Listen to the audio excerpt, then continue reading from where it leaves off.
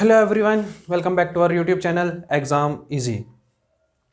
हिंदी में हमने वर्णमाला, संधि और समास को कंप्लीट कर लिया है। आज हम देखेंगे अलंकार को। अलंकार से भी आपके एग्जाम पे 1 से 2 क्वेश्चन देखने को मिलते हैं, है ना। तो आप इतना अलंकार जल्दी से जल्दी रिवाइज कर लो, आपका काम सब इंजीनियर के लिए हो जाएगा।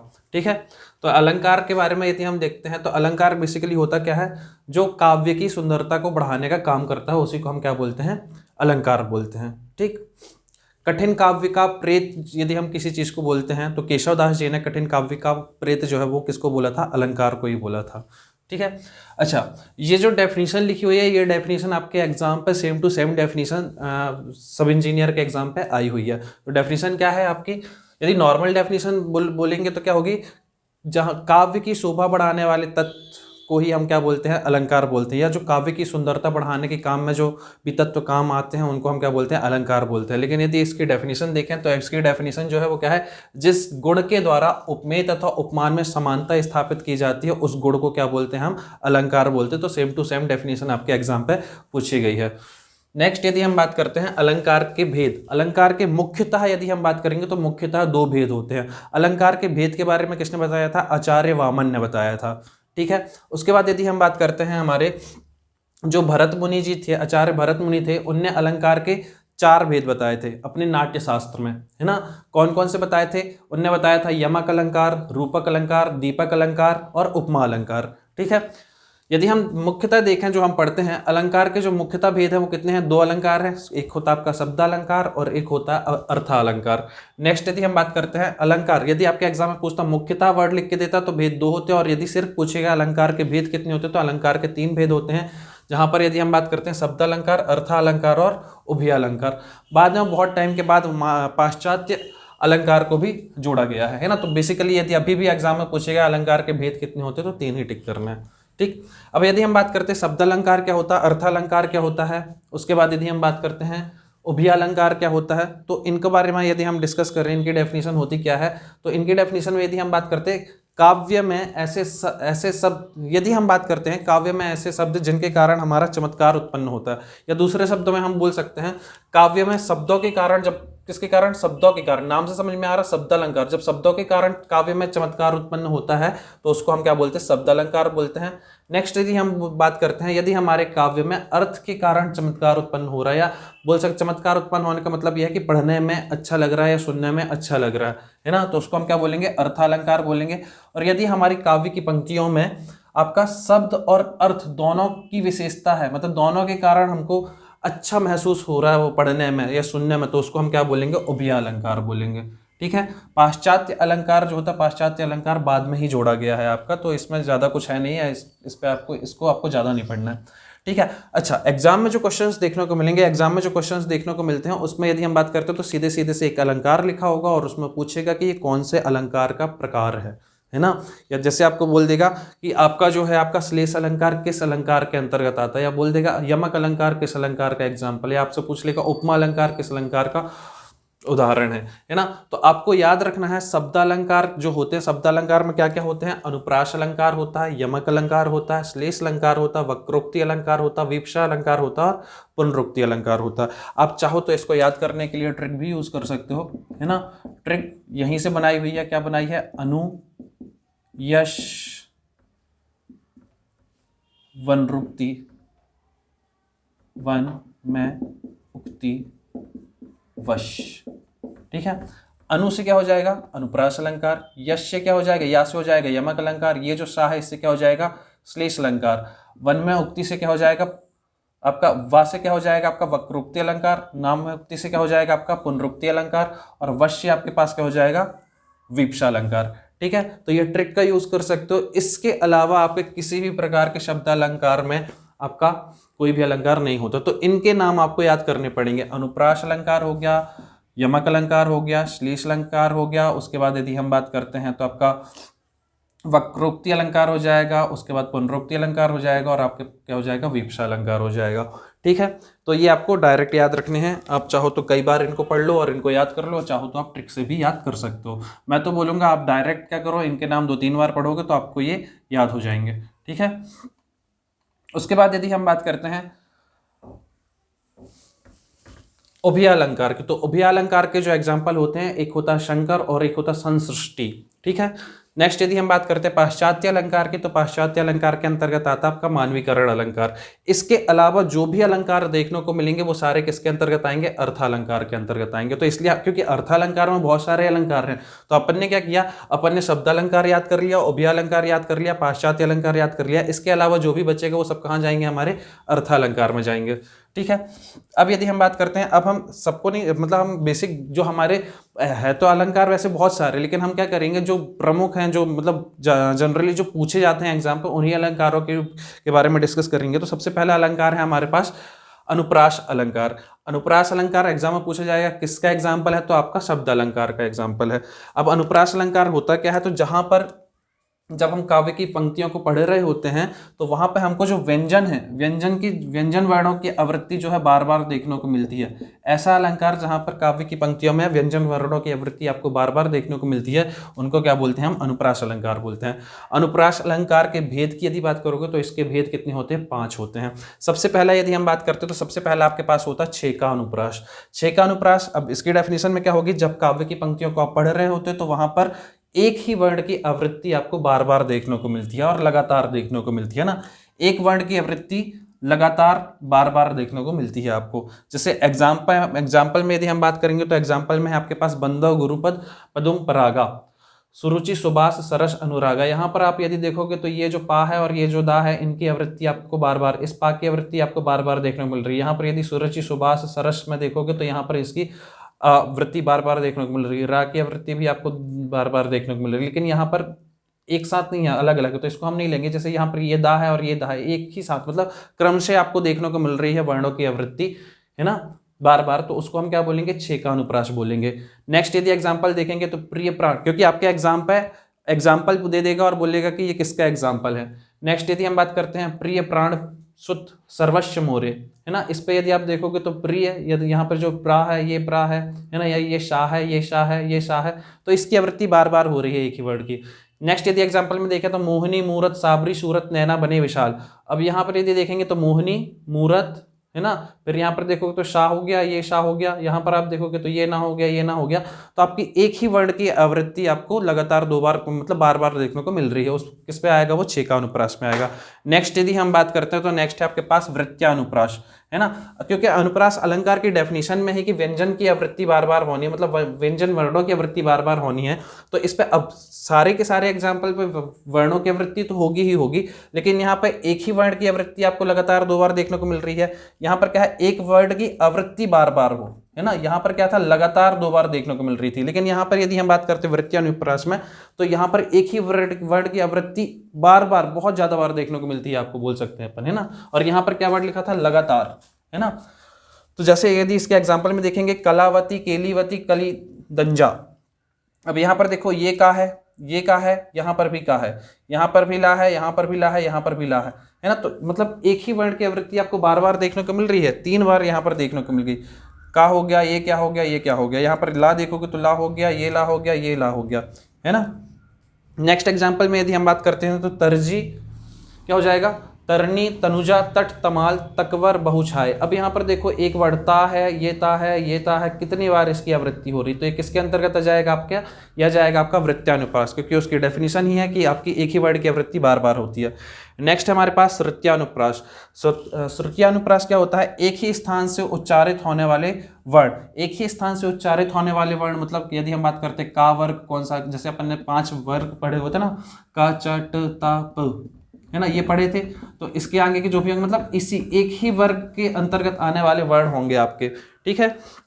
जैसे एग्जाम्पल में हम देखते हैं तुलसी सितती निस्दिन देखत तुम्हारी निठुराई, है ना। अब यहाँ पर देखोगे ता वर्ण, यहाँ पर कौन सा वर्ण यूज किया हुआ, ता वर्ण यूज किया। ता वर्ण में यदि आप बात करोगे तो ता वर्ण में क्या क्या आते हैं, ता, था, दा, धा और ना, ठीक है, ये सारी चीज। तो आपको या तो ता देखने को मिलेगा, धा या मिल सकता है, दा मिल सकता है, धा मिलेगा, ना मिलेगा। तो यहाँ पर देखो ता देखने को मिल रहा है, फिर ता ही बार बार है आपका। इसके अलावा भी यदि देखोगे तो ना देखने को मिल रहा है, दा देखने को मिल रहा है ना, यहाँ पर। तो ये सारी चीज आपकी क्या हो जाएगी, आपकी ये हो जाएगा आपका श्रुत्यानुप्रास। नेक्स्ट यदि हम बात करते हैं आपका, नेक्स्ट आपके पास पहला था आपका छेकानुप्रास, वृत्त्यानुप्रास, श्रुत्यानुप्रास। नेक्स्ट है आपके पास लाटानुप्रास। लाटानुप्रास क्या होता है आपका, लाटा अनुप्रास आपका होता है शब्दों की आवृत्ति, जहां पर क्या हो, जहां पर शब्दों की आवृत्ति होती है। किसकी आवृत्ति होती है? शब्दों की आवृत्ति होती है, लेकिन उसके एक ही शब्द के, जब जो शब्द है आपका जिसकी आवृत्ति हो रही है उसके अर्थ अलग अलग निकलते हैं, तो वहां पर क्या होता है? आपका लाटानुप्रास होता है। जैसे एग्जाम्पल में यदि हम बात करते हैं तो क्या हो जाएगा आपका पूत कपूत तो काधन संचय, पूत सपूत तो काधन संचय। अब यहाँ पर यदि हम बात करते हैं तो यहाँ पर जो शब्द है, शब्द की आवृत्ति तो बार बार हो रही है। इस लाइन पे यदि देखोगे तो आपका सिर्फ ये पूत कपूत तो काधन संचय पूरी लाइन सेम है। और यदि आप नेक्स्ट बात करते हो तो पूत सपूत काधन संचय, यहां पर यदि अपन देखते हैं, एक मिनट,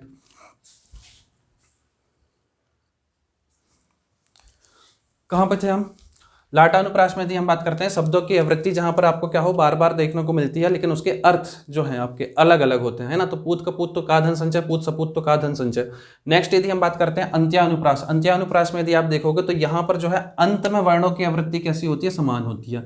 जैसे यदि इसका एग्जाम्पल देखोगे, जय हनुमान ज्ञान गुण सागर, जय कपीसती हूँ लोक उजागर, तो यहाँ पर जो लास्ट में देखोगे तो यहाँ पर ये जो वर्ण है आपके सेम सेम देखने को मिल रहे हैं। नेक्स्ट है हमारे पास यमक अलंकार। यमक अलंकार की यदि हम बात करते हैं तो यमक अलंकार में क्या होता है? शब्दों की आवृत्ति जो है बार बार तो होती है, लेकिन शब्द के अर्थ अलग अलग होते हैं। ठीक है, शब्दों की, यहां पर क्या था आपका, यहां पर अर्थ एक ही होता था, यहां पर क्या है? अर्थ अलग अलग होते हैं। ठीक है, लाटानुप्रास में आपने देखा था शब्दों की आवृत्ति होती है, अर्थ एक ही होता है, लेकिन यमक अलंकार में आप देखोगे तो शब्दों की आवृत्ति तो होती है लेकिन उनके अर्थ अलग अलग निकलते हैं आपके, है ना। जैसे एग्जाम्पल में यदि आप देखोगे, कनक कनकते सौगुनी मादकता दिखाए वा खाए बौराए जग या पाए बौराए। अब यहाँ पर ये जो कनक है और ये जो कनक है ना, इस कनक के, क्योंकि शब्द तो एक ही है, कनक कनक मतलब सेम सेम लिखा हुआ है, लेकिन यदि इसके अर्थ की बात करोगे तो इसका अर्थ अलग अलग होता है।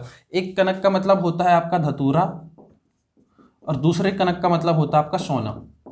ठीक है, तो कनक कनकते सौगुनी मादकता अधिकार, जब आपको धतूरा मिल जाता है तो उसको खाकर भी आप क्या हो जाते हो, मतलब पागल हो जाते हो, और जब आपको सोना मिल जाता है तो भी उसको पाकर आप क्या हो जाते हो? मदमस्त हो जाते हो, है ना। नेक्स्ट यदि हम बात करते हैं, नेक्स्ट एग्जांपल है हमारे पास काली घटा का घमंड घटा। अब यहाँ पर ये जो वर्ण लिखा है घटा और यहाँ पर भी ये जो घटा लिखा हुआ है, इनके अर्थ अलग अलग होते हैं। यहाँ पर काली घटा, घटा का मतलब क्या है? जो घटाएं होती हैं, जो बादल होते हैं, उससे मतलब है। और यहाँ पर ये जो घटा लिखा है इसका मतलब होता है कम से, है ना, घमंड घटा। नेक्स्ट यदि हम बात करते हैं, तीन बेर खाती थी तीन बेर खाती है, तो यहाँ पर ये जो बेर है ये फल है ना, और ये जो बेर है ये टाइम को बता रहा है, समय को बता रहा है कि कितने बार खाती है। नेक्स्ट यदि हम बात करते हैं, जेते तुम तारे तेते नभ में तारे। अब यहाँ पर ये जो, जैसे भगवान से भगवान की पूजा करो तो वो आपको तार देंगे, तो यहाँ पर ये तारे का मतलब वही है, और यहाँ पर ये तारे हैं, यहाँ पे इस तारे का मतलब है आपका स्टार। नेक्स्ट यदि हम बात करते हैं आपका श्लेष अलंकार। श्लेष अलंकार क्या होता है? एक शब्द के अनेक अर्थ निकलते हैं। अब यहाँ पर क्या है? यहाँ पर शब्द ही अलग अलग थे और उनके अर्थ अलग अलग निकल रहे थे, लेकिन यहाँ पर हम देखेंगे शब्द एक ही रहेगा, लेकिन उसी एक शब्द के अर्थ अलग अलग निकलेंगे, तो क्या आपका हो जाएगा? श्लेष अलंकार। जैसे यहाँ पर यदि हम बात करते हैं, रहीमन पानी राखे बिन पानी सब सून, पानी गए न उबरे मोती मानस चून। अब यहाँ पर यदि हम बात करते हैं, ये जो पानी है, इस पानी के तीन मतलब है। इस मोती के लिए इस पानी का मतलब अलग हो जाएगा, इस मानुष के लिए मतलब मनुष्य के लिए इसका अलग मतलब हो जाएगा, और ये जो चून लिखा मतलब आटा जो होता है उसके लिए इस पानी का अलग मतलब हो जाएगा। इस मोती के लिए जो पानी का मतलब होगा वो क्या हो जाएगा? आपका चमक। ठीक है, इस मानुष के लिए क्या हो जाएगा? इसका पानी का मतलब हो जाएगा विनम्रता, और इसके लिए पानी का मतलब क्या हो जाएगा? जल, मतलब जो आटा गूंथने में आपको सहायता करे। तो इस पे क्या है? एक ही शब्द है, इसके तीन अलग अलग अर्थ देखने को मिल रहे हैं। नेक्स्ट यदि हम बात करते हैं, नेक्स्ट एग्जांपल है मंगन को देख पट देत बार बार। अब यहाँ पर जो ये पट है, यहाँ पर इस पट के दो मतलब है, एक पट से मतलब है आपका दरवाजा और एक पट से मतलब है आपका वस्त्र से। ठीक है, नेक्स्ट यदि हम बात करते हैं, तो ऐसे बहुत सारे एग्जाम्पल हैं आपके, है ना, आपको हर एक एग्जाम्पल को पढ़ते जाना है। ये सारे वो एग्जाम्पल हैं जिनमें मैं स्टार बना रहा हूँ, जो कि आपके एग्जाम पे आए हुए हैं। मधुवन की छाती देखो, मधुवन की छाती देखो सूखी कितनी कलियां। यहाँ पर जो ये कलियां हैं, यहाँ पर कलियां के दो मतलब निकलते हैं। ठीक है, नेक्स्ट यदि हम बात करते हैं, यहाँ पे कलियां के दो मतलब कौन कौन से? एक तो जो फूल वाली कली होती है वो, और एक जो यौवन अवस्था से पहले की जो अवस्था होती है वो कलियां होती है। नेक्स्ट यदि हम बात करते हैं, सुबरन को खोजत फिरे कभी कवि व्यभिचारी चोर। यहाँ पर जो ये सुबरन है ना, यहाँ पर जो ये सुबरन है, इसके अलग अलग लोगों के लिए अलग अलग मतलब निकलेंगे। जैसे कवि के लिए सुबरन का अलग मतलब निकलेगा, व्यभिचारी के लिए अलग मतलब निकलेगा, और चोर के लिए अलग मतलब निकलेगा, है ना। जैसे यदि बात करते हैं सुबरन को खोजत फिरे, यदि कवि सुबरन मतलब शब्दों को ढूंढ रहा है, अच्छे अच्छे शब्दों को ढूंढ रहा है ना, यहाँ पर जो सुबरन है तो सुबरन से मतलब हो जाएगा अच्छे वाले वर्ण से। यदि हम बात करते हैं व्यभिचारी की, तो व्यभिचारी के लिए क्या हो जाएगा, सुंदर स्त्री, यहाँ पर शुभ्रन का मतलब हो जाएगा। और चोर के लिए यदि हम बात करते हैं शुभ्रन का मतलब क्या हो जाएगा, सोना। ठीक है। नेक्स्ट यदि हम बात करते हैं चिरंजीवो जोरी जुरे क्यों ना स्नेह गंभीर को घटी ये वृष भानुजा वे हलदर के वीर। यहाँ पर जो ये वृष भानुजा है, वृष भानुजा के दो मतलब निकलते हैं, एक तो आपका हो जाता है राधा और एक आपका हो जाता है गाय। और यहाँ पर यदि हम हलधर की बात करते हैं तो हलधर के दो मतलब निकलते हैं, एक तो हो जाएगा आपका बलदाऊ और एक आपका निकल के आ जाएगा बलदाऊ के बाद एक निकल के आ जाएगा बैल। ठीक है। नेक्स्ट यदि हम बात करते हैं नवजीवन दो घनश्याम हमें। ठीक है, यहाँ पर घनश्याम के दो मतलब निकलेंगे। नेक्स्ट है आपके पास वक्रोक्ति अलंकार। वक्रोक्ति अलंकार कहाँ पर होता है, बात किसी और आशय से की जाती है ना, और जो समझने वाला होता है या जो श्रोता होता है उसको किसी और हिसाब से लेता है, तो वहां पर क्या आ जाएगा, वक्रोक्ति अलंकार हो जाएगा। वक्रोक्ति अलंकार बेसिकली दो प्रकार का होता है। ये एग्जाम में क्वेश्चन पूछा गया है कि वक्रोक्ति अलंकार के कितने भेद होते हैं, तो वक्रोक्ति अलंकार के दो भेद होते हैं। एक तो होता है आपका काकमूला और एक होता है आपका श्लेषमूला। काकमूला में क्या होता है, पंक्तियों की समानता देखने को मिलती है, जबकि श्लेषमूला में पंक्तियों की समानता देखने को नहीं मिलती है। एग्जाम्पल में यदि हम बात करते हैं वक्रोक्ति, वक्र उक्ति, वक्र मतलब टेढ़ा मेढ़ा, जहां पर वाक्यों को प्रश्न उत्तर के फॉर्म में बोला जाता है, जहां पर शब्दों को टेढ़ा मेढ़ा कर दिया जाता है। ठीक है, तो वहां पर क्या हो जाएगा, वक्रोक्ति अलंकार। जैसे एग्जाम्पल बोलेंगे कौन है द्वार पर, प्रश्न उत्तर के फॉर्म में इस पर एग्जाम्पल में आते हैं, कौन है द्वार पर, तो हरि क्या बोलते हैं, हरि में राधे। तो फिर यहाँ पर राधा जी बोलती हैं क्या वानर का काम यहाँ, है ना, मतलब उनने बोला हरि, यहाँ पर जो हरि है, हरि का मतलब क्या होता है, वो अपना नाम बताते हैं लेकिन वो समझ लेती है बंदर। ठीक है। नेक्स्ट यदि हम बात करते हैं एक कबूतर देख हाथ में पूछा कहाँ अपर, वो बोली अपर कैसा, वो तो उड़ गया सपर। मतलब यहाँ पर दो कबूतर की बात हुई है जिसमें से पूछ रहे हैं कि पहला कबूतर का तो ये है लेकिन दूसरा कहाँ है, तो उसी के हिसाब से इसको बताया गया। नेक्स्ट यदि एग्जाम्पल बात करते हैं तो नेक्स्ट क्या है, को तुम हो इत आए कहाँ, है ना, तो राधा जी पूछती है को तुम हो इत आए कहाँ, तो ये बोलते हैं घनश्याम। तो घनश्याम बोलते तो यहाँ पर घनश्याम का मतलब एक तो उनका नाम हो गया घनश्याम और दूसरा हो गया बादल, है ना, तो वो बोलती है क्या, तो कितना हूँ बरसों। नेक्स्ट यदि बात करते हैं, नेक्स्ट एग्जाम्पल है मैं शकुमारी नाथ बन जोगू तो मही उचित तप मोकहु भोगू। ये भी हमारे एग्जाम पे आया हुआ पूछा है कौन सा अलंकार है, तो आप बोल सकते हो वक्रोक्ति अलंकार है। नेक्स्ट यदि हम बात करते हैं, नेक्स्ट हमारे पास क्या आप देखने को मिलता है, उपमा अलंकार। उपमा अलंकार बहुत इंपॉर्टेंट है, एग्जाम में बार बार आता है और इसी के हिसाब से आपकी डेफिनेशन भी है। उपमा अलंकार किसी वस्तु प्राणी की तुलना गुण की समानता के कारण प्रसिद्ध वस्तु से की जाती है। अब यहाँ पर देखो जो भी प्रसिद्ध वस्तु होती है वो होती है उपमान, और जिसकी तुलना की जाती है ना, जैसे यदि हम बात करते हैं उपमान क्या होता है, उपमान होता है जो प्रसिद्ध वस्तु हो, और उपमेय होती है जिसकी तुलना की जाती है ना। तो यहाँ पर देखना किसी वस्तु प्राणी की तुलना गुण की समानता के कारण प्रसिद्ध वस्तु या प्राणी से की जाती है, तो उसको अपन क्या बोलते हैं, उपमा अलंकार बोलते हैं। इसके बेसिकली चार रंग होते हैं, कौन कौन से, एक होता है आपका उपमान, एक होता है आपका उपमेय, एक होता वाचक धर्म और एक होता आपके पास साधारण धर्म। यदि हम बात करते हैं उपमान क्या होता है, तो उपमान क्या होता है जिससे तुलना की जाती है, तो जो भी प्रसिद्ध वस्तु होगी उसी से तुलना कर सकते हैं अपन, है ना। उपमेय जिसकी भी तुलना की जाए, ठीक।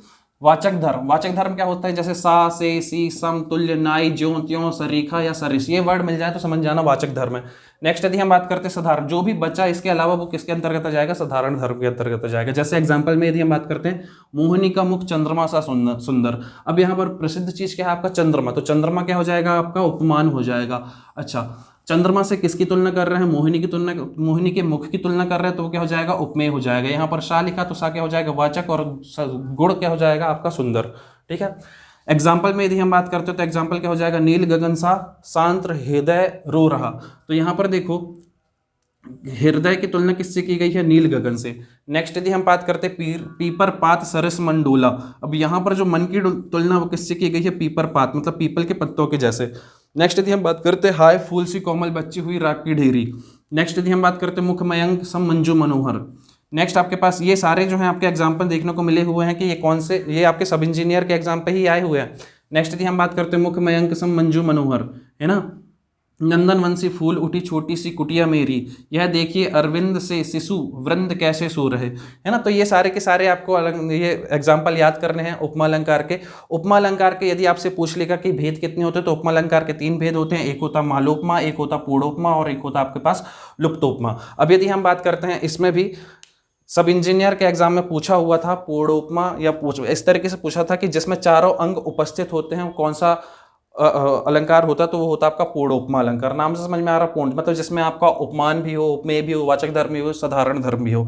नेक्स्ट यदि हम बात करते हैं लुप्तोपमा क्या होता है, तो लुप्तोपमा में आपका एक, इनमें से कोई सा भी एक अंग, उपमान उपमेय वाचक धर्म या साधारण धर्म में से कोई सा भी एक कोई सा भी एक अंग क्या हो जाता है, अनुपस्थित हो जाता है, तो उसको अपन क्या बोलते हैं, लुप्तोपमा अलंकार। नेक्स्ट क्या होता है, मालोपमा। मालोपमा क्या होता है, जब उपमेय को कई सारे उपमानों से नवाज, मतलब अब हम क्या बोल रहे हैं, जो हमारा उपमेय है उसी को कई सारे उपमानों से नवाज रहे हैं, तो उस पर आपका क्या हो जाएगा, मालोपमा हो जाएगा। मेरे ख्याल से यहाँ तक ये चीज़ें क्लियर होंगी, है ना।